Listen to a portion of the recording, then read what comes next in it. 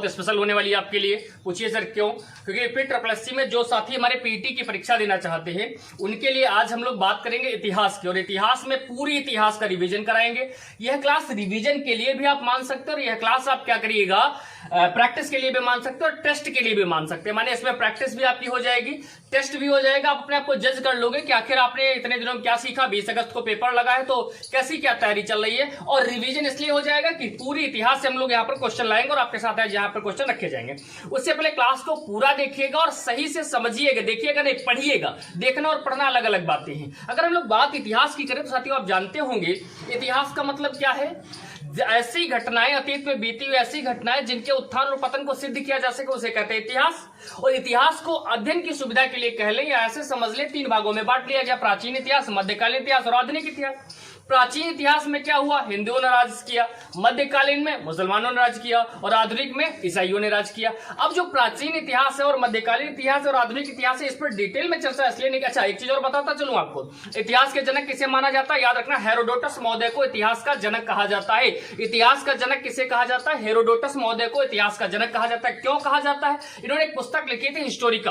और ज्यादा डिटेल में हम लोग वर्णन करेंगे किस दिन, जो हम लोग क्लास होगी जिस पर हम लोग डिटेल चर्चा करेंगे। आज ये क्लास टेस्ट के लिए है, ये क्लास रिवीजन के लिए है, क्लास प्रैक्टिस के लिए है, तो हम नहीं चाहते आपका समय जाया किया जाए। एक और उम्मीद आपसे करूंगा कि इस क्लास को आप देखिए, साथ ही साथ अगर आपको लगे कि नहीं क्लास ठीक है, सर ने मेहनत करी है, तो किसी जरूरतमंद को जिसको इस क्लास की आवश्यकता हो उसको भी आप भेजिए, ऐसी हम आपसे उम्मीद करते हैं। तो चलिए आज की क्लास शुरू करते हैं। हम लोग सीधे सीधे प्रैक्टिस करेंगे पूरे इतिहास का रिवीजन और उसी के साथ प्रैक्टिस और उसी के साथ आपका टेस्ट हो जाएगा। चलिए फिर शुरू करते हैं। आपके साथ आज के टेस्ट का पहला क्वेश्चन क्या है कि किन 3 वेदों को वेद त्रयी कहा गया है। किन 3 वेदों को वेद त्रयी कहा गया है। विकल्प है आपके पास ऋग्वेद, यजुर्वेद, अथर्ववेद। बी ऑप्शन है ऋग्वेद, सामवेद, अथर्ववेद। सी है ऋग्वेद, सामवेद, यजुर्वेद। डी है यजुर्वेद, सामवेद, अथर्ववेद। एक चीज और ध्यान रखिएगा, टेस्ट में आप अपने आप को कैसे बढ़िया जज कर पाएंगे, आप ये देखा करिएगा किस क्वेश्चन का आपको आंसर पता है, नोट करते रहिएगा, फिर कमेंट करके हमको बताइएगा कि कितने क्वेश्चन आपको आते थे पहले से। तो क्वेश्चन था किन 3 वेदों को वेद त्रयी कहा गया और आपके सामने 4 विकल्प है। हम लोग इन चारों विकल्पों में से सही विकल्प का चयन करें उससे पहले थोड़ा वेदों को समझ लेते हैं, क्योंकि इससे एक आध प्रश्न बन जाते हैं। साथियों हम लोग वेद के विषय में थोड़ा सा जान लेते हैं। वेद क्या है, वेद सभी धर्मों तथा सभी ज्ञानों का आधार है। वेद को क्या बताया गया है हमारे धर्म में, सनातन धर्म में, कि वेद सभी धर्मों तथा सभी ज्ञानों का आधार है। और एक चीज समझिएगा, ये जो वेद है ना, इसे ऋषि की वाणी बताया गया है और ऋषि हमारे यहाँ 300 बताए गए हैं। कितने ऋषि बताए गए हैं, 300। और ऋषि की परिभाषा यहाँ पर यह दी गई है जिसने मंत्र को देखा हो। और मंत्र को देखा कैसे हो, माने उसकी उचित व्याख्या की हो, और भी कई तरीके हैं। तो ऋषि कितने हैं, 300। और इतने ऋषियों ने मिलकर के इतना बढ़ा चढ़ा के इतना बहुत बढ़िया बहुत विस्तृत कर दिया कि मजबूरन वेदव्यास जी को क्या करना पड़ा। वेद पहले एक था, वेद एक था, वेदव्यास जी ने इसके कितने हिस्सों में बांट दिया, इसे 4 हिस्सों में बांट दिया। कौन, पहला ऋग्वेद। ऋग्वेद, ऋग माने ऋचाएं होता पवित्र, इसमें पवित्र मंत्रों का उल्लेख है, इसे ऋग्वेद कहते हैं। यजुर्वेद की बात करें तो यजु माने होता है यज्ञ, जिसमें यज्ञ करने की विधियां बताई गई। यजु शब्द होता है यज्ञ, जिसमें यज्ञ करने की विधियां बताई गई, वो क्या है, यजुर्वेद। सामवेद क्या है, सामवेद में 1875 मंत्र हैं, जिसमें से 1800 तो ऋग्वेद के ही हैं, केवल 75 नए हैं। और इन 1800 में गाने की विधि बताई गई, यानी वेद जो मंत्र हैं उनके गान करने की विधि किसमें बताई गई है, सामवेद में। और अथर्ववेद जो है ये जादू टोना का वेद है, इसमें जादू टोना वगैरह चीजें बताई गई हैं।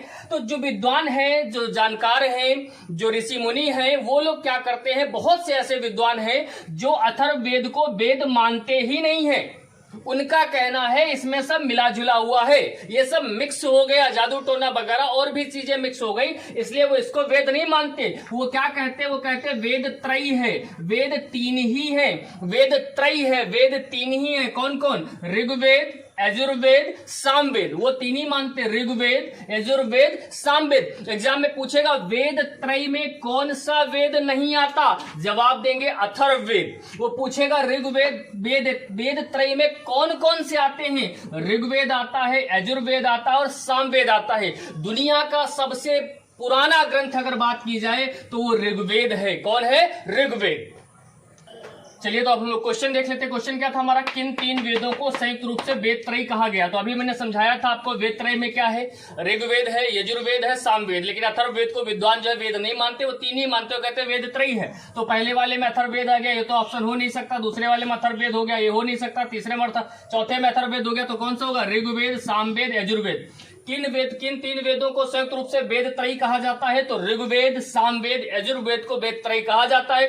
कौन से वेद को वेदत्रयी नहीं माना जाता, अथर्ववेद। एक और क्वेश्चन देखिए, वेद शब्द का अर्थ है ज्ञान, बुद्धिमत्ता, कुशलता, शक्ति। याद रखो, वेद हमें क्या देता है, ज्ञान। वेद हमें क्या देता है, ज्ञान। वेद शब्द का अर्थ क्या हो जाएगा, ज्ञान। एक और क्वेश्चन क्या लिखा कि बुद्ध किस वंश से संबंधित थे। ऑप्शन है ज्ञात्रक, मौर्य, शाक्य, कुरु। तो महात्मा बुद्ध बौद्ध धर्म के प्रवर्तक थे और ये शाक्य वंश से संबंधित थे। किस वंश से संबंधित थे, शाक्य वंश से संबंधित थे। चलिए देख लीजिए, कह रहा प्रथम बौद्ध परिषद कहाँ आयोजित की गई है। ऑप्शन है वैशाली, कश्मीर, राजगृह, पाटलिपुत्र। जवाब सही होगा राजगृह। दूसरा प्रश्न है बौद्ध साहित्य को क्या कहते हैं। बौद्ध साहित्य को विकल्प है त्रिपिटक, वेद, आर्य सूत्र, अंग। तो सही जवाब होगा त्रिपिटक। बौद्ध साहित्य को क्या कहते हैं, त्रिपिटक। आइए देखिए प्रश्न को देख लेते। कह रहा भारत में जैन धर्म का संस्थापक कौन है। गौतम, महावीर, चंद्रगुप्त, अशोक। तो जैन धर्म का संस्थापक कौन है, महावीर। कौन है, महावीर स्वामी। जैन साहित्य को क्या कहते हैं, अभी हम लोगों ने पढ़ा बौद्ध साहित्य को क्या कहते थे, त्रिपिटक। बौद्ध साहित्य को त्रिपिटक, बौद्ध साहित्य को त्रिपिटक, बौद्ध साहित्य को त्रिपिटक। लेकिन जैन साहित्य को अंग, जैन साहित्य को अंग, जैन साहित्य को अंग कहते हैं। आइए देखिए, कह रहा कि जैन धर्म का पहला तीर्थंकर किसे माना जाता है। और आपके पास ऑप्शन है पार्श्वनाथ, महावीर स्वामी, ऋषभदेव, अजितनाथ। सबसे पहले यही समझ लो तीर्थंकर कहते किसे। तीर्थंकर माने महान व्यक्ति। तीर्थंकर का मतलब क्या होता है, महान व्यक्ति। और कैसा व्यक्ति, जिसने क्रोध, अभिमान, छल, इच्छा आदि पर पूरी तरह विजय प्राप्त कर ली हो, ऐसे व्यक्ति को क्या कहा जाता है जैन धर्म में, तीर्थंकर। इनके पहले तीर्थंकर की बात करेंगे तो ऋषभदेव या आदिनाथ है। अगर 22वें तीर्थंकर की बात करेंगे तो अरिष्टनेमि है। और 24वें तीर्थंकर की बात करेंगे तो महावीर स्वामी, जिन्हें जैन धर्म का वास्तविक संस्थापक माना जाता है। तीर्थंकर किसे कहते हैं, महान व्यक्ति। कैसा व्यक्ति, जिसने क्रोध, अभिमान, छल, इच्छा आदि पर क्या प्राप्त कर ली हो, विजय प्राप्त कर ली, उसे कहते हैं तीर्थंकर। पहले तीर्थंकर कौन थे, जल्दी बोल दो एक बार साथ में, जब भी देख रहा हो वही बोलो। ऋषभदेव या आदिनाथ। 22वें कौन थे, अरिष्टनेमि। 24वें कौन थे, महावीर स्वामी। सही आंसर क्या होगा, ऋषभदेव। आइए देख लेते हैं, वर्धमान महावीर ने परिनिर्वाण कहां प्राप्त किया था। ए पावा, बी सारनाथ, सी वैशाली, डी श्रवणबेलगोला। सही जवाब होगा पावा। पहले तो ये जान लीजिए परिनिर्वाण होता क्या, अंतिम मोक्ष। बिल्कुल मोक्ष, अंतिम मोक्ष ही क्या कहलाता है, परिनिर्वाण कहलाता है। ए पावा है, बी सारनाथ, सी वैशाली, डी श्रवणबेलगोला। पावा कहो या पावापुरी कहो, ये बिहार के नालंदा जिले में पड़ता है, जहां वर्धमान महावीर को क्या प्राप्त हुआ था, परिनिर्वाण। तो सही जवाब होगा पावा, या यही पावा ना लिखा होकर के क्या लिखा होता, पावापुरी। एक ही बात है, ध्यान रखिएगा। दूसरा प्रश्न है, अशोक के प्रशासनिक नीति में भारी परिवर्तन किस घटना से आया। अशोक के प्रशासनिक नीति में भारी परिवर्तन किस घटना से आया। तीसरी बौद्ध परिषद, कलिंग युद्ध, बौद्ध धर्म को अपनाना, मिशनरी को मिलाने, मिशनरी को सीलोन भेजना। आप समझिएगा, कलिंग युद्ध के बाद प्रशासनिक नीति में भारी परिवर्तन आया अशोक के। कलिंग युद्ध क्या है, यह युद्ध मौर्य सम्राट और राजा अनंत के बीच लड़ा गया था, जिसमें सबसे ज्यादा खून खराबा हुआ था। और इसमें मौर्य सम्राट अशोक जीत गए थे और उसके बाद उन्होंने शांति का मार्ग अपनाया, बौद्ध धर्म अपना लिया। ये युद्ध हुआ कब था, 262 ईस्वी पूर्व में। ये कलिंग पड़ता कहाँ, वर्तमान में ओडिशा में पड़ता है। क्वेश्चन है, निम्नलिखित में से वह व्यक्ति कौन सा है जिसका नाम देवानाम प्रियदर्शी था। तो देवानाम प्रियदर्शी की उपाधि या देवानाम प्रियदर्शी किसे कहा जाता है। ऑप्शन है मौर्य राजा अशोक को, बी है मौर्य राजा चंद्रगुप्त मौर्य को, सी गौतम बुद्ध को, डी भगवान महावीर को। तो देवानाम प्रियदर्शी के नाम से मौर्य राजा अशोक फेमस थे। मौर्य राजा अशोक को क्या कहा जाता है, देवानाम प्रियदर्शी। क्वेश्चन है कि अशोक के शिलालेख किस लिपि में खुदे हैं।